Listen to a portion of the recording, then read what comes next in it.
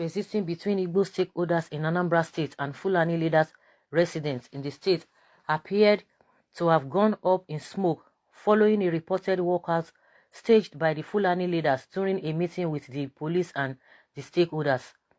While staging the walkout, the Fulani leaders allegedly warned the gathered stakeholders to be mindful of their confrontational attitude, as they were not ready to tolerate such approach in matters.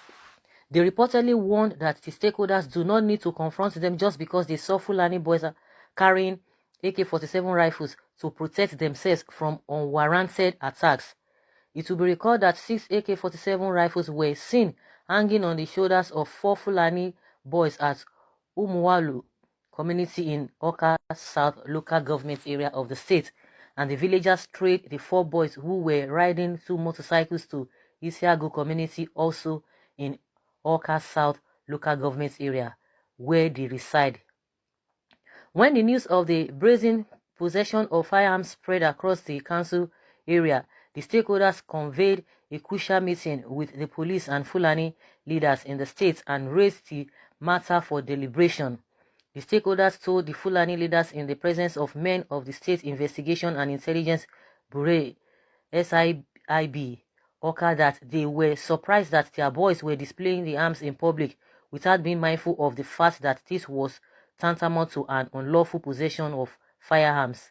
They expressed disappointment that the security agencies in the state did not make any attempt to arrest the Fulani boys for unlawful possession of firearms, adding that if it were to be Igbo boys found with such arms, they would have been arrested, tortured, and charged to court.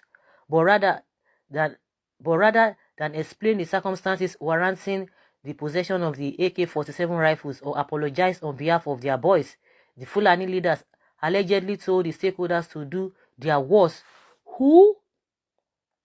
According to them, their boys must always bear arms to protect themselves against religious, ethnic, and tribal attacks from any quarters. At this stage, they walked out of the meeting and insisted that there was nothing wrong with their boys being in possession of firearms to protect themselves. One of the stakeholders and traditional ruler of Ifitedunu community in Dukonfia local government area of the state, Igwe Dr. Emeka Iluno, who was at the meeting, told newsmen that they stakeholders were shocked to their bone marrow, considering the way the Fulani leaders brazenly displayed their disregard and arrogance, even in the presence of the policemen. If it were to be Igbos that were found in possession of AK-47 rifles, even if they were vigilance operatives, they would have been arrested with immediate effect and tagged terrorists. Oh my God. Oh my God. Do you see the way some people comment?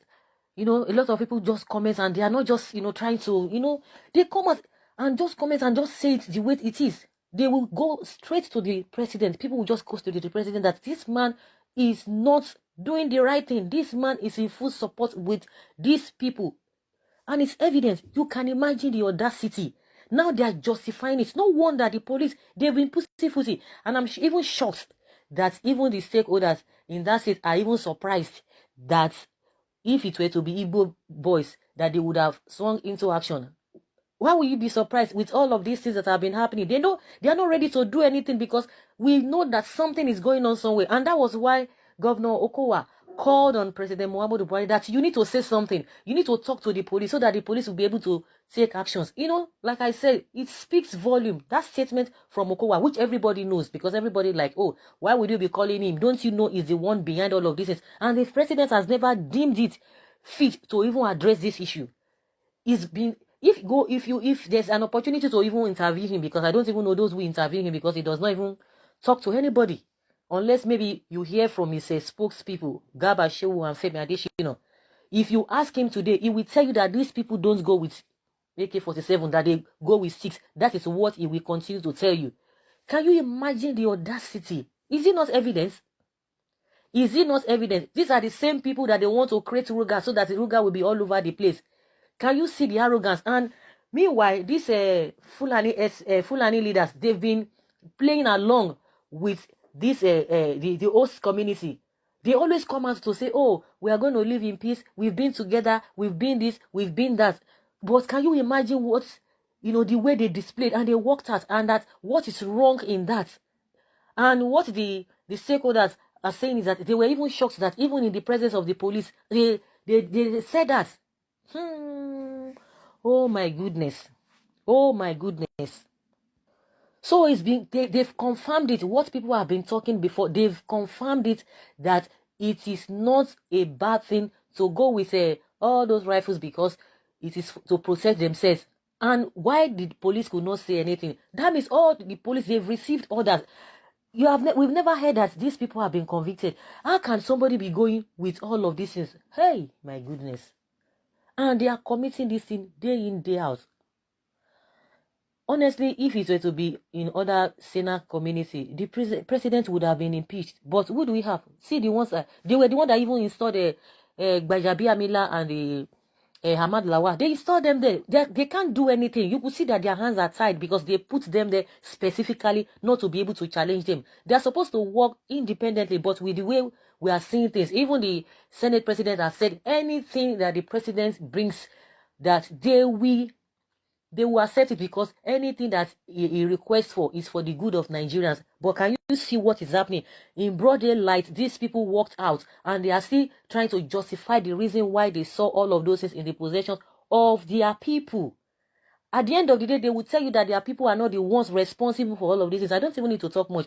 But with this, their display now, it shows and to the whole world that these people are the ones behind all of these things. Do you know the way they've been pretending, oh, we want to live in peace with our host communities, we've been respecting them, but you know that they cannot just even, because they've caught them now red-handed, and they are like, okay, do your worst, whatever you want to do, they just walked away. Oh my goodness. Someone says, I am not Igbo, but I will advise Igbo people to forget political ambition for now and protect their people. Life is more precious than any other thing. So, if the so-called leaders of the Fulanis, if they could be displayed like that, then how do you expect them, expect the host community to continue to live with them, or to say, oh, we don't even want you, since you are supporting these people? Who does that? Who has the right to go with all of these ammunition, if not for the police, those people who, by constitution, they are supposed to handle all these ammunition? Now they are justifying that they can do that. Do you now see the reason why they don't want an Amotekun? Do you now see the reason why they don't want the establishment of Amotekun, and they are so angry about Amotekun? And to put sort upon injury, they are still telling them that they want to be recruited into that place. Can you see? I think the Southwest people should know this. Of course, those ones, they are really moving higher. They are moving higher. You can imagine. You can imagine. Hey. Someone says, have you noticed that the North is on penal code and the South is on criminal code? Have you noticed that the Southerners, who are commissioner of police in the North, hardly makes arrests? Not that they do not have a criminal, but all the Northerners who are commissioners of police in the South make daily arrests in the entire South. It simply implies that there are more criminals in the South than you have in the North, yet the South doesn't possess AK-47s. Who is terrorizing who? The Fulani are in the South to map out strategy to overrun the entire South at their own appropriate time.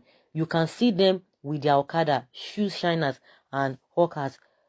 Be wise, everyone. From the person that says that Igbo people should, to forget about their political ambition and try to protect themselves. Someone says, I hope that proceedings in that meeting was recorded.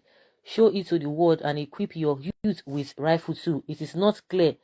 It is now clear that the police is Fulani police and not Nigerian police. Defend yourselves. Hey. No wonder the president came out and said, oh, you don't have to do anything if you suspect anybody, or you get some people caught, just hand over them to the police. They know how to do the whole thing at the end of the day, to forgive them, pardon them, and send them abroad for schooling. That is what is not happening. What is this? Honestly, what is this? I can't just even fathom this. Someone say, who even invites those people for a meeting? Give them quick notice like Delta State did.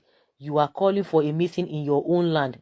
Do Fulanis call for meeting before they chop one's head in the North? It is painful, and the president is not addressing this issue. He's not going to address this issue, even if you wait till now. Wait from now to eternity. Wait eternity is not going to do anything. It's clear. It's clear. These people are saying yes. They are justifying the reason why their boys should be, protect themselves with that. Oh my goodness, it's really unfortunate. It's very, very unfortunate.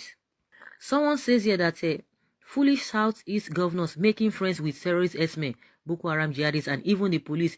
You people are helping with what's happening now, and you are helping the Fulani also, to carry out their evil acts.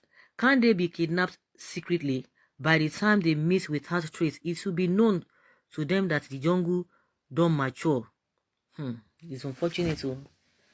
If this leader, the so-called leaders that have been romancing with the stakeholders, with the host communities, and the host communities are like, trying to pamper them, to romance with them. Now they are coming out to tell you that you can do your worst, anything you want to do, just do it. We don't care.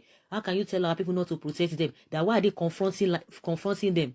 It has gone to that level. Let us see what will happen at the end of the day. Since the stakeholders are saying, oh, they are shocked that these people could really display in this manner, and the police people were there. What do you think? So guys, let us hear your opinion concerning this. No be only me go fit talk. Leave your comments below and let's have